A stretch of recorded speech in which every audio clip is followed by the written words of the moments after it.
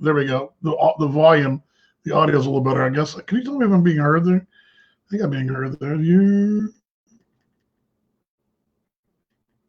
Okay. There we go. I'm being heard now. It's my bad. I was trying to do two things at once. Oh, this is so frustrating. Okay, here we go. No audio. Let's start back. The wife has got big news today. You finished school. Go ahead and tell everybody, because that's what everybody just knows. Grades are done. Grades are in. So here's the cool thing. So the cool thing is, and I think this is really exciting for her, teachers across this country have never been through anything like this. Never. We've had distance learning and correspondence courses and the Grand Canyon U's and all that you can go online, and that's all great. What is it? America Samoa, where Saul Goodman went. Jimmy McGill went to his law school degree. American University of Samoa. I don't even have that, but okay. So there's been distance learning forever, but you guys usually, in a normal academic year, there'll be public school, private school, whatever. A lot of planning goes into what you guys do. Yeah. And suddenly in the middle of the spring semester, when you have some guys that are upperclassmen, suddenly, boom, oh, by the way, you guys aren't going back to school now. And here's a new way we're going to be teaching you guys. So suddenly it went from, and you guys had no practice. You had no real. Well, we had one day of here, try this. But it's something you guys you've never done this before. It was never a semester you did it before. To credit our technology team, in our administration, they did a slow fade. They said, well, here's our phase one. Right. We had to crawl before we could walk, and then walk before we could run. And so they did it in phases, and eventually we got better at it as we learned more tricks and all that good stuff. Yeah. So it got better, but I just think it's really amazing, because my brother, Uncle Bobby, Sam, teaches in Indiana. His wife Stephanie teaches up in Indiana. My wife obviously teaches in Texas. I think it's amazing what they do in a normal school year. When a normal school year is hard enough, and I substitute teach, and I usually get little doses of it, because the teacher will leave me the lesson plan, and a few times I've had to kind of go through some things. Usually it's an assignment. Usually if it's an English class, I'll get a written assignment, and the kids will write for 30 minutes. They turn them in. There's something else they got to go do, and but it's all kind of regimented out for me when I sub. It's very easy. And once in a while, I don't monitor a test, but I'm not actually teaching the class.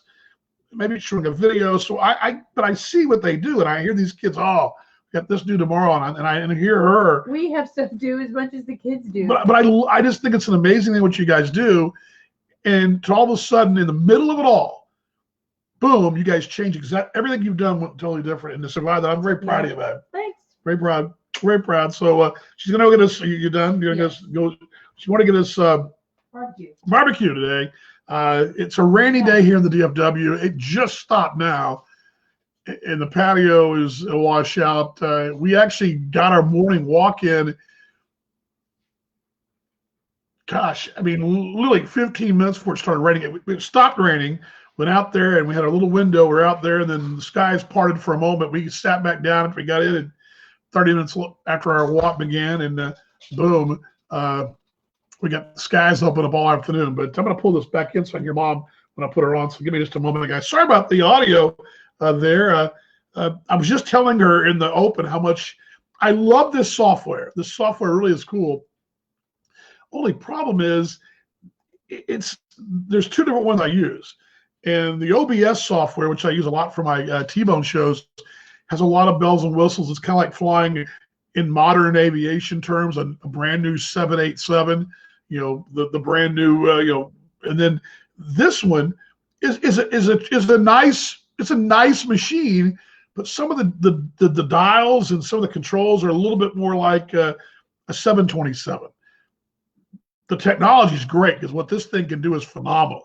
But it just interface. It's like having a great fuselage, and it gets great mileage, but it doesn't always doesn't fly wire to wire. Sometimes you got to do some extra things. So all good with that. We will pull up Mom Cam. She is in Indiana today. We'll see how the weather is up there. First off, though, it is Memorial Day, and I do not want to fall in the trap that some folks get into, saying Happy Memorial Day, because it's not really a day of. I know it kicks off the first official day of summer, because it's kind of summer kickoff.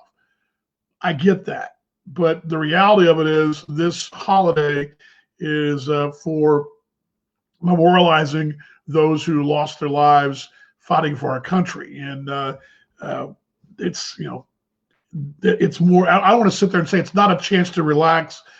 You should, I'm not saying you should have a good time and shouldn't salute those veterans and all that, but it is a Memorial Day, not a woohoo, let's go to the lake and get crazy and do body shots thing. So without further ado, let's go to Indiana now, and let me bring Mom Cam up if I can find it for you. See, this is what I'm talking about.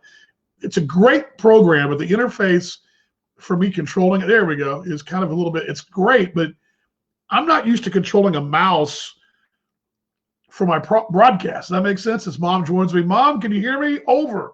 Yes, I sure can. Yes. I want to make two comments. First of all, Memorial Day.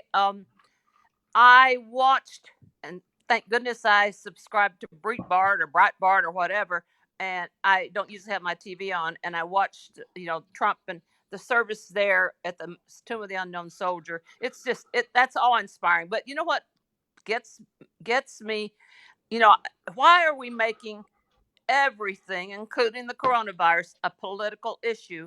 There were comments going through the flow about, Bone Spurs is going to be there in a few minutes. It was just horribly disrespectful to a leader of our country who is, give or take, I'm not going to be politicizing that. So, A, thank you for mentioning that's what this is all about. And B, go ahead. And then the second comment, thank you for thinking of the teachers. Of course, you live with one. And I will tell you, your brother, here is his unique situation in two instances. One, he's one of two people in charge of the work-based learning, which means they put mostly seniors in positions in businesses in the community. Okay, that gives a whole new dimension as to how they're going to get credit for this when this all came about. But then also it presents issues for next year next fall, because you're going to have some real sign-offs in place so that these kids can go. Most of them go to local hospitals, to intern, and then some go into business. So you're going to have that issue. And then the second issue have you ever coached football through Zoom? He's been having his offensive lineman meetings for a month or so now, and they talk the plays online. So, what a challenge it is to put everything in front of us on a TV. And thank goodness we have that exposure. But can you think back in the 40s and 50s when I was a twerp, we would just, I don't know what they would have done. They didn't ever close anything because there wasn't that much to be open in West Texas. But anyway. I think too, a little bit, if you, on a serious note, back in those times, news didn't travel nearly as fast, even though it still traveled faster. But you can go back to the 1800s where news didn't travel fast at all. To the invention of the old teletype. News didn't even in the 1940s. News did just. It still took a while sometimes for obviously snail mail was still big, and so I think part of it is. And I think this should go back to 1918. I've done a lot of research on that because of very interesting, by the way. On my T-Bone show. The T-Bone show, I've been going back through the 1918 baseball season where there was a lot of pandemic going on as well. And some of the similarities, the differences there is that back then they didn't have 24/7 news, a news cycle, and really I can go to bed at, whatever, and I can watch the headlines in Australia and vice versa. You can go to bed in Australia and watch the headlines the next day. In America, that's how the news cycle is. So that's part of it too. Yeah. Well, and then the fact that I didn't have a telephone till I was probably late junior high. And we didn't have, we had TV just a short time during the day in the 40s and 50s. So it's crazy. Of course, a lot of the news we get, we don't know if it's good, bad, or indifferent, So and you also said something too. I've actually been twice to the Tomb of the Unknown Soldier. Twice I've been there, And there's a few there's a couple bucket things that you've got to see as an American, and I think that's one of them. Seeing the White House is cool to drive by. I've been to the tour there. It's cool. The Capitol Rotunda is cool, but honestly, Austin's just as good, if not better. I mean, seeing the House of Congress and all that, that's kind of cool. I love the Smithsonian Air and Space, but I think the one thing that I really got the most out of, besides the Smithsonian Air and Space, is the Tomb of the Unknown Soldier, because I think of all the places in Washington, D.C., and really all the places I've been in America, I mean, as far as places to see, that's probably the most, I put it at the same level as maybe Pearl Harbor, because it's an active monument. They've got, watching those guards, and I've been there in snow, probably. I've been there both in the heat and in the winter and in the summer. And those guys are out there guarding and doing their thing. And it doesn't matter what the heck's going on, they're out there. And I think that's something that I have to see. To watch them change the guard and all that is really, really cool. They stand guard. And the other thing is to take the launch. The other thing I think was the Pearl Harbor tour. And I've talked about that a bit, but that's a must, I think, for any American. If you really, I think it puts a lot of things, and I think you're right. It puts a lot of stuff in perspective. If you go there, you don't really worry about, I don't think about who I voted for at the time. And I was there at two different administrations at the time I was there. And it didn't even, at two different parties, I should say. It didn't matter. The whole meaning of seeing all that is pretty incredible. So how's the lighter subject? There's the mic. We have mic issues to start this thing. I'll figure it out someday. But wait, let me go back to that. The Tomb of the Unknown Soldier. The comments. I mean, that flows really fast on Breitbart, but almost everyone said that is everyone's bucket list to go to the Tomb of the Unknown Soldier. It is. It's a tearful, awe-inspiring. Just to even see it on TV and how much they revere those people. And a lot of the people also responded they had family buried there. Yes. So anyway, okay, back to what did you ask? Yeah, I've actually had there's a couple of places in Kings Park in Perth. There is a memorial there, very similar to that one for the Australian troops. And there's also a monument there in Perth as well, which is neat for the American soldiers and servicemen and women who served alongside of it. They actually have a monument there. It's really it's a beautiful view. We look at the city. But there's actually eternal flame for their soldiers too, and there's one there. I believe there may be one in Canberra. But having seen, this is the only one that I know of in the world, and I could be wrong. I don't know if this is anywhere else, but the actual soldiers are there. To watch them go about their business and change, because those guards change. They don't stand there all day. They change every 6, 7, 8 hours, whatever it is, and they guard that tomb. And they count it an honor too. Yes. That's that brigade, that group of soldiers. And somebody may know the name of that brigade. There's a brigade is part of the division, but there's a division of the armed services, the Army, I believe, in those ceremonial guards, and they do, they do any kind of official burials and things of that nature too. But all right, Bob. So Indiana today, what is going on? Today it was very much a Seattle day today here. It's been nice and sunny for the last 2 days. A little hot for us. It went from like 50 about 4 or 5 days ago to 80. So needless to say, Sam and Stephanie and their family, I spent the last 2 days, not today, but yesterday and the day before, at their house with the nieces and nephews and her sisters and brother, and had a great time. That's the most people I've been exposed to, and why not? I told them if I died at being exposed to them, I had a great party with them. So it was there you go. It was great. Yeah. So I will sign off so you can get back. All right, Bob. Love you. Okay, I'll be back on the other side of the world there. All right, bye, Bob. Love you. There we go. There goes Mom. There we go. There's Mom Cam right there. She gives in Elkhart, Indiana Day. And here in Dallas, it's day number 65. It's a Memorial Day. We're at 66 degrees Fahrenheit here. It was again raining most of the day. Let me give you, if you guys will bear with me, so let's not I'm gonna move the camera here, but this is the beautiful part about this new CX920.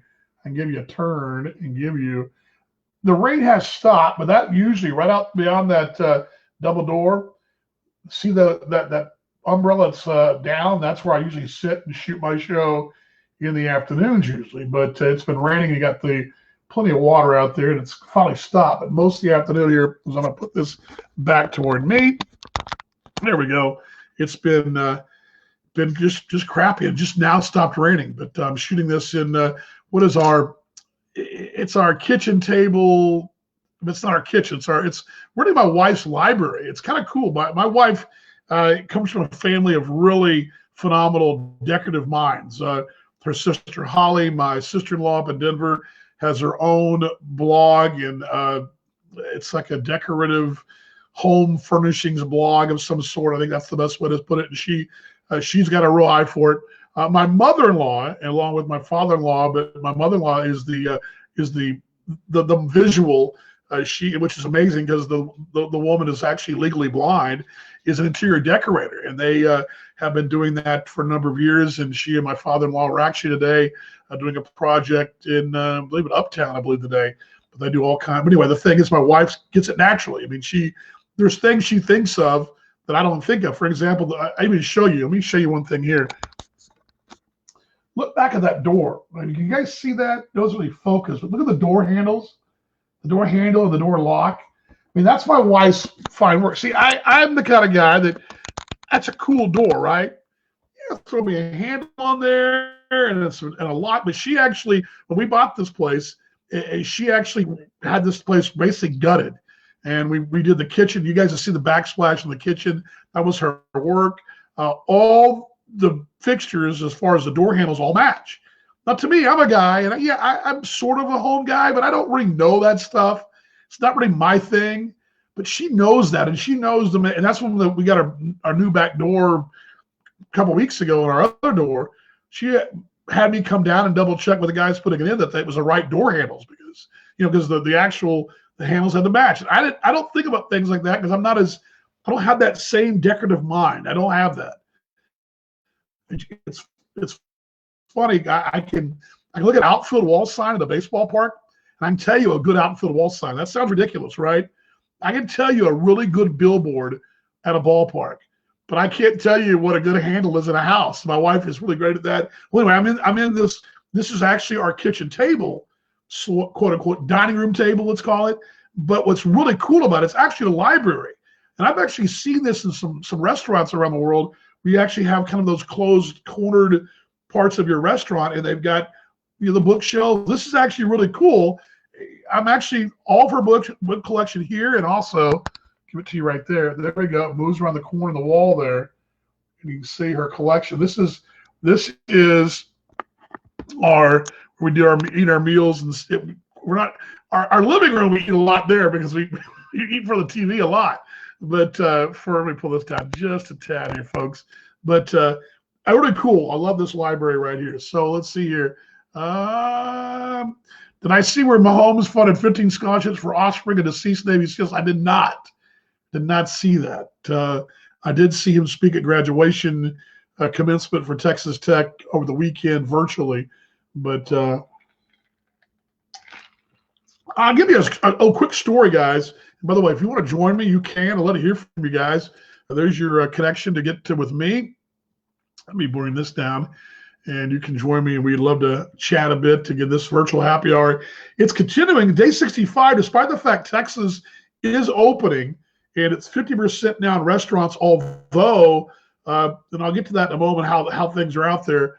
But, yeah, I got to learn how to read, too. Ryan, I used to shoot my Gary South Shore Railcat shows prior to my office here in the house. We used to have an office. Well, my office was here in this table. And before my wife and I redid the office upstairs, when Joy Ball went to Tech, we turned that into our office. And we turned her bedroom to the office because she's out there for grad school and all that. And she's going to be there for a while. So before, I used to shoot my Gary shows and my early Kansas City shows right here. If you go to my YouTube page, you'd see these books behind you. And oftentimes I would set some baseball artifacts up there, but it looks very studious. Trust me, I've not read those books. But anyway, back to what I was saying is that this is what I was saying. We used to do a lot of the shooting here, so this is kind of a cool place. But I saw earlier today, Fox News, I believe it was Fox, maybe it's CNN, one of the two was on the background. I looked up and I saw they were doing a live shot from here in Dallas. Texas went to 50% openings today, and it was a Dickey's barbecue establishment, and it was their CEO shot from one of the, and they were shooting from in the restaurant, and there was a couple eating in the middle, and about 6 feet away another couple eating, and then people were kind of lined up, and they were lined up with little places to stand, coming in to get food to go, and people were not swarming shoulder to shoulder. They weren't whooping it up, doing keg stands like they were in the Lake of the Ozarks. They were just doing their thing and following the guidelines to keep the business open, B, their tummies full, and actually getting out and about without causing any trouble. Some folks had masks on, some folks didn't, but everybody seemed to be fine. Now, there are some exceptions to the rule. You guys have seen that, the place in the Ozarks. There's some places in the eastern seaboard, some beaches mostly beaches that have been crazily packed and all that. But by and large, what you see on TV is not what's going on in the real world. We were out last night. I went and got yogurt last night on a Sunday night. It was busy, steady. People were coming in and out, but there was no mass scramble to the yogurt stand. We had gloves on when we needed to do our service. The folks by the counter had masks on. There was a hand sanitizer there, all the precautions, and everybody was waiting orderly. You know, when we were in and we went and did our thing, the next people stepped in. There was no mad scramble. There was, like I said, no keg stands. All those stories of these places getting shut, it's like it's the old adage of the one bad egg spoils the bunch. And that's what you're seeing. You see these shots of LA, the beaches in the Carolinas or in New York, or the people partying in the Lake of the Ozarks. By the way, we've been to that place, that pool, that restaurant. It's really cool. I can see why they're all partying. It's a cool place to go. But you see those videos, that's not what's going on throughout Dallas-Fort Worth. At least I can tell you here. And I can tell you just from talking to our daughter in Lubbock, I know Ryan can echo this, you're not seeing that going on in Lubbock either. I mean, I think by and large, most folks are, doing what they got to do. So we're in day 65. We're going to keep this thing up because why not, right? I need the work. Why? And again, I'm not getting paid for it, but I need something to keep me going and work on those microphones. So all good. All right. A couple things today. I don't want to get too serious today because I do believe it's a Memorial Day, and I do want to honor the memories of those fallen heroes. And it got me thinking, are you guys as big? Let's see here. I want to encourage you guys. There's a couple things that I look forward to this time of year, and it's always the marathon of things like, of course, Saving Private Ryan is one that everybody likes to watch around this time. Although it's a fictional story, it's based on a true story from back during World War II. But that actual story itself was Hollywoodized. But the D-Day invasion and the hedgerows and all that in France are very real. That they say one of the most vivid D-Day experiences you're ever going to experience would have been watching what you see in Saving Private Ryan. I always recommend that. I also recommend The Longest Day, which is a great film about that same time period, about D-Day and Normandy. A film from a American, British, and German perspective. All three of them are in that and French as well, the French and Partisan, but it's all part of that, The Longest Day, and it's an all-star cast. John Wayne, notably in that, but there's a lot of well-known actors in that one. Let's see here as I get the waves out to you guys. Let's see here. But I recommend that's a movie I recommend as well. But this is the time of year I think that if you have a chance and you've got the Thin Red Line, or you've got something like that you can access to on Netflix, by all means, I would suggest watching and Realize the Sacrifice. Even the Vietnam the genre, I think there's some really good ones there too. Platoon, of course, is kind of the anti-Green Berets that was made by Oliver Stone, but I think there's a lot of things in there. tonight later on. There's also on TNT, I'm sorry, on the History Channel, Leonardo DiCaprio has put together a pretty interesting biodoc on U.S. Grant. Of course, mostly it looks like it focuses on his pre-war and Civil War work. Grant, of course, the general who pretty much was able to help turn the tide of the Northern resolve and turn the tide of that war, the Civil War. Really, if you look at it historically, the South was at the upper hand, and Lincoln had several generals he ran through like socks. And finally, U.S. Grant, Ulysses S. Grant, was the guy he found, and him and General Sherman both really took it to the South and eventually won the war for the North. And he went on to become president, kind of a bit of a controversial president somewhat. But I think this documentary is more about his rise from really nothing. He was more of a real rural working class guy. And I'm looking forward to seeing that. I got the VCR set for that, or VCR. What is this, 1995?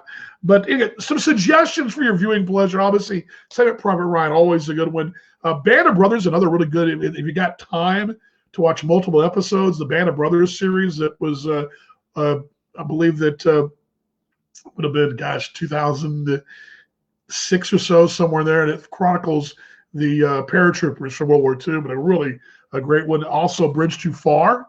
It's another good one.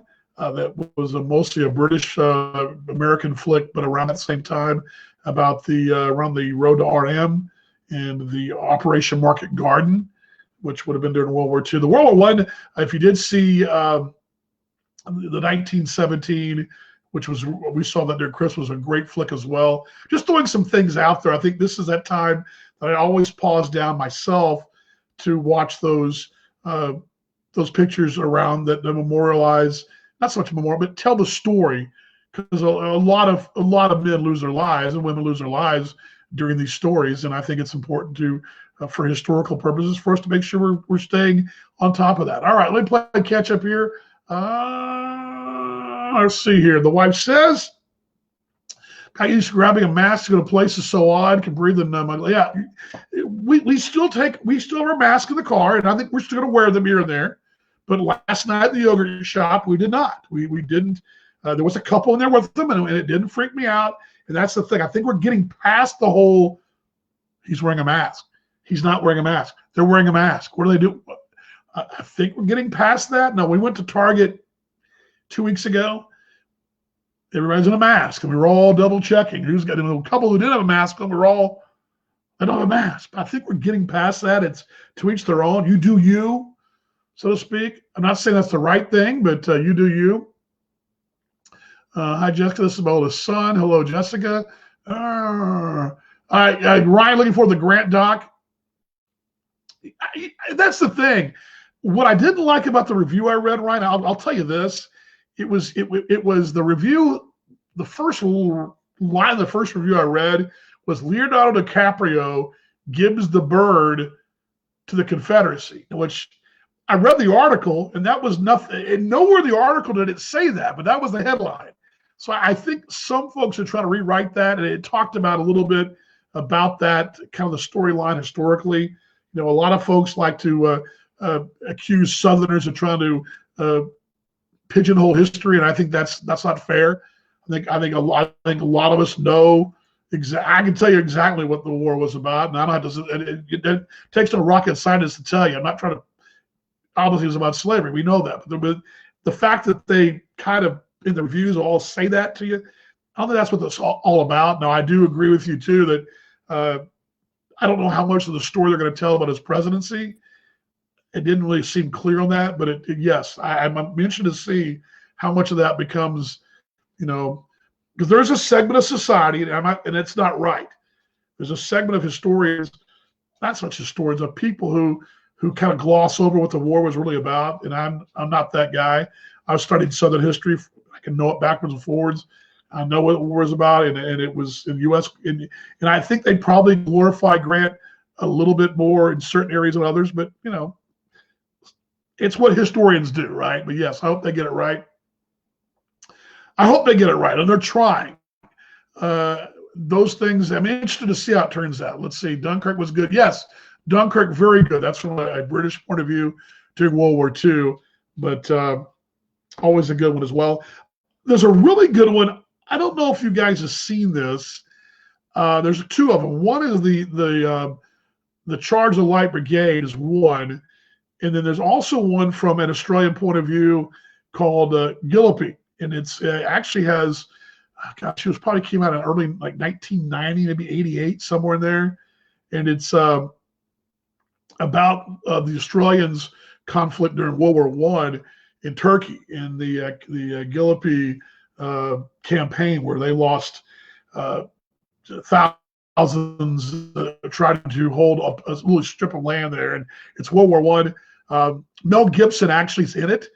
He is a very young Mel Gibson then in the late 80s, maybe it's 88-ish, but it's a really interesting film from a Commonwealth perspective during World War I. The problem is here, and Ryan says this, the problem is to write about 1850 without bringing it into prism of today, can't do that if you want a clear, honest picture of history. Otherwise, we're judging men by our day and age and not by looking at them. Yes, and that's the thing.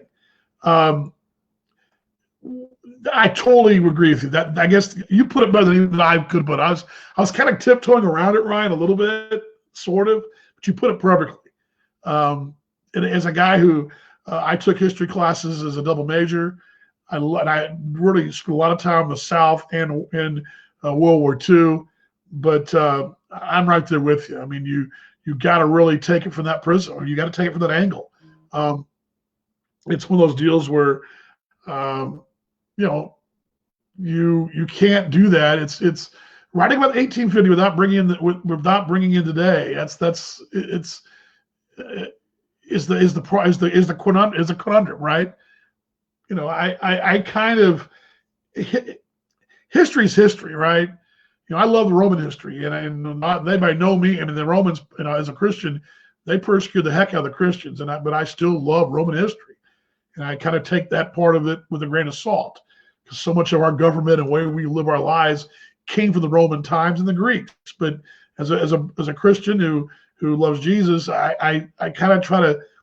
They weren't the greatest of folks. I mean, again, I know a lot about German history from World War II, and that does not mean that I condone what they did either. I mean, it's then it's just historical. It's just part of it. History is one of those things that it's the only place you can go back and stop the tape and go back to that time. You really can't really experience the time, but you can stop the tape and analyze what went right, what went wrong. Because sometime down the road, they're going to come back and make a movie about this time period, about this quarantine time we live in, this COVID time. There'll be movies made about it. And what will that prism be? That's the thing. What will they just gloss over it?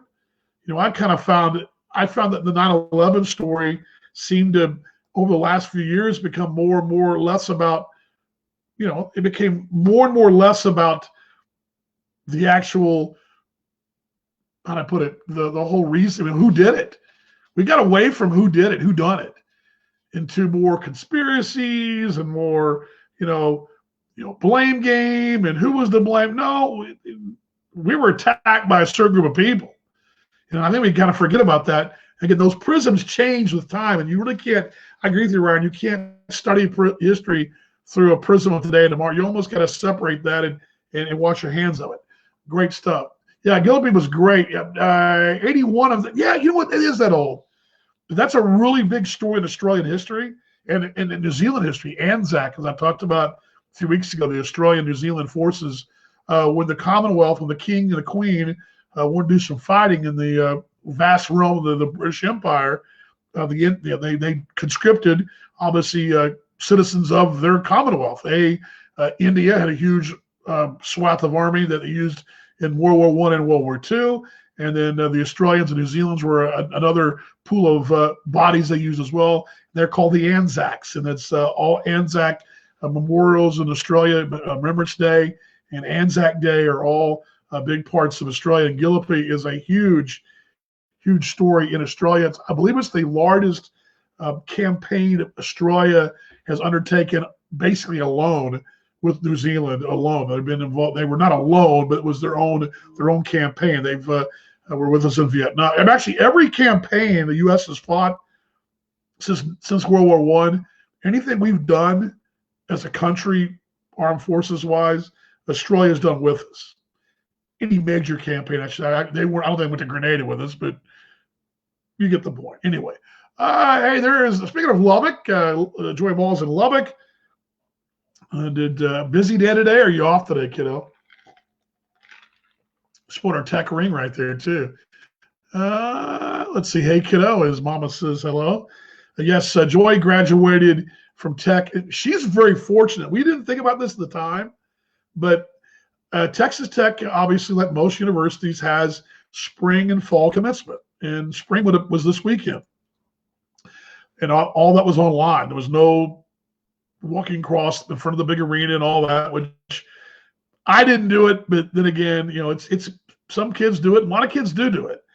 I didn't do it mostly because my folks were in Indiana at the time. That's probably the main reason. But last fall, she got out early in December. We did the graduation thing out in Lubbock. We went out to the stadium club and had dinner, and we had a great weekend out there. My mom went with us. My mother and father-in-law went out there. We had a great time, and just a phenomenal time. And she graduated early. We were, all cool. What we didn't realize then is that 6 months later, she was the last class to graduate with a full ceremony, because we had no idea then this was going to happen. And she kind of said, I kind of wish I'd have done it maybe. But looking back on it now, we're so glad she walked in December, because we would have had that great family experience in Lubbock back in September. So all good. A couple of things for you guys. Coming up on Wednesday, because on Wednesday's show, I'm going to do a couple things. One of which, I'm going to ask a couple of questions. One of which is who you want to be quarantined with, if you had a choice, besides your wife or your husband. Number two, I have a couple of vacation ideas, and I was looking at some travel blogs. I'm going to talk a little bit about that, perhaps, and maybe what's in my future for a vacay, perhaps. Something I've never done before. I've got a couple of things I've never done before. One of them's a cruise. The other one is this item, and I've never done this other item that I know of, and I'm looking forward to perhaps doing this item, and we may talk about that. And also, let's see here, something else. I'll figure something else. We'll come up with something else, but I want to kind of keep this show. I didn't mind it being some fun, but I want to keep it more on the whole Memorial thing, and just my memories of Memorial Day. I don't have anyone in my family that I'm close to that lost their life in the service of our country. I have plenty of family members who did serve our country and who who passed away later on, but no one actually in combat. I've got a dear deceased now, but a cousin who was like an uncle to me, who was in Vietnam. I've got two great uncles who were in World War II. One was in the occupational force. One was there with Patton, going across Europe back in the day. I have a great grandfather who fought the Civil War. I've got a great uncle that fought the Civil War. I mean, but no one that I know of in our family history that actually paid the ultimate sacrifice. They all served. And I always am envy of those people that served, because I didn't. And I always feel like somewhere along the lines I should have served. And the timing of it all changed. For us that grew up in the 80s, there was no draft. We had selective service registration. We all registered for that. But when the first Gulf War happened, I was in my last year of school. And the second Gulf War happened, I was by that time, I was in my 40s or late 30s, whatever, early 40s, whatever, something. I guess it'd be in late 30s. And probably could have, the window was closing, put it that way, and where I was in my career at CBS at the time. And I've always got it in the back of my mind, I feel like I shortchanged myself in life because I didn't do it. So I have the ultimate respect for those who do serve, and the ultimate love for them, and also the ultimate reverence for those who have served and paid the ultimate sacrifice. It just amazes me the selflessness that they have. Not selfishness, selflessness they have, and what they've done for us. It just amazes me. So I really wanted it to be more like that today. I want to have a bottle of a little bit more of the Evan Williams today, and just have more of a Memorial Day vibe, and didn't want to have a huge blowout at the pool, the lake, or whatever. And just keep plugging along. Just say thank you to those who have served and who are serving, and thank you to those who have paid the ultimate sacrifice, no matter what conflict it was, whether it be the War of Revolution, all the way up until the Gulf War, and also the War on Terror. Now, whatever theater it was, whatever year it was, thank you from the bottom of my heart.